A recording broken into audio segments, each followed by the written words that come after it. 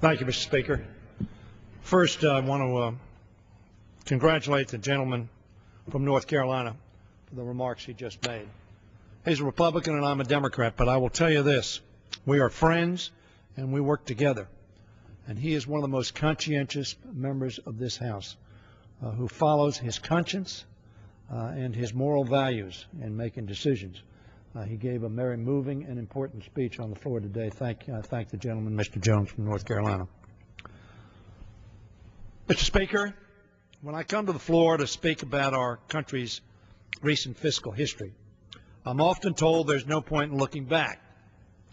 But Majority Leader Cantor got it entirely right when he wrote this: "The future will not be won by repeating the mistakes of the past." The future will not be won by repeating the mistakes of the past. Unfortunately, however, we are proceeding on a path that shows little inclination to live by those words. Once again, our Republican colleagues are using the language of fiscal responsibility, but pursuing policies of fiscal irresponsibility. Our colleagues across the aisle trumpet the $100 billion in domestic discretionary spending they voted to cut from our budget. However, their actions belie those words. Their very first action in this new Congress was to approve policies, a rule package that would provide for borrowing an additional $5 trillion, unpaid for. Their budget policy would give us the worst of both worlds. On the one hand, they failed to take on the real fiscal challenges. And very frankly, there is blame to share across this chamber, Republicans and Democrats, for failing to take on those challenges. But the policies they're pursuing would even make our situation worse. On the other hand, the cuts they do make are taken out of vital investments that would grow our economy and create jobs. As I will mention later on, some 700 to 800,000 jobs over the next 18 months, it is projected, would be cost by the adoption of their policies. This combination is not new. It is a repeat of Republican fiscal policy in the past. Let's look at the evidence. First of all, on deficits. What this chart shows is everything below this line is a deficit. Everything above this line is a surplus. Obviously, what you want is the deficit going down into surplus. What you don't want is going from surplus into deficit. You will notice that the Reagan administration and Reagan-Bush are noted in this first red quadrant, or yes, quadrant, and the Clinton administration going from deep debt to surplus, then the Bush administration going from surplus into deep debt, and the Obama administration trying to get out of the extraordinarily tanking, receding economic status, invested in bringing us out, and now we see us coming out.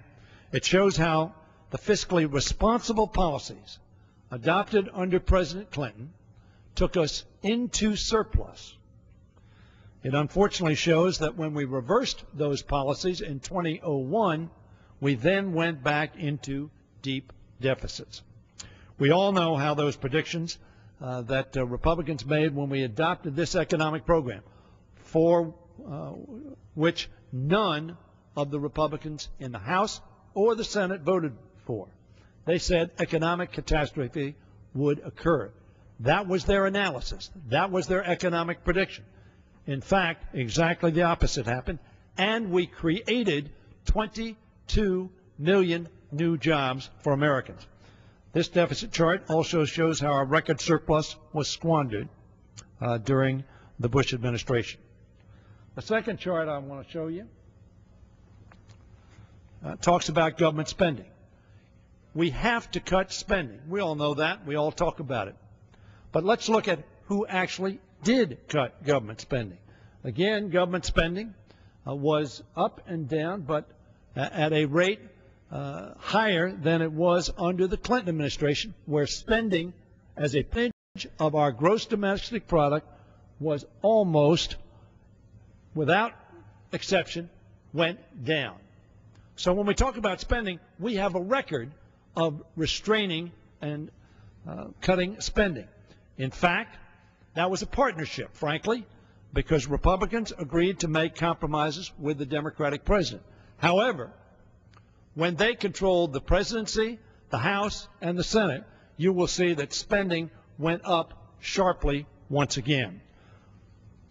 Again, we see government spending as a percentage of the economy rising under President Bush, and after the emergency measures needed to respond to the recession, starting to come down after the recession was ameliorated. Real median wages.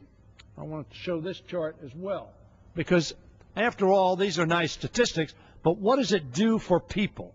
What is the impact on them? Real median wages sort of stuck. And I'll end with this and can complete my rest of my statement later, Mr. Speaker. But you will see that median wages under the President Clinton's administration went up, and then they were flat. And they are going up again now under President Obama, too slowly to be sure. Mr. Speaker, I will continue these remarks because if we do not learn from the past, if we repeat the failed policies of yesterday, our people will not be well served. And I yield back the balance of my time.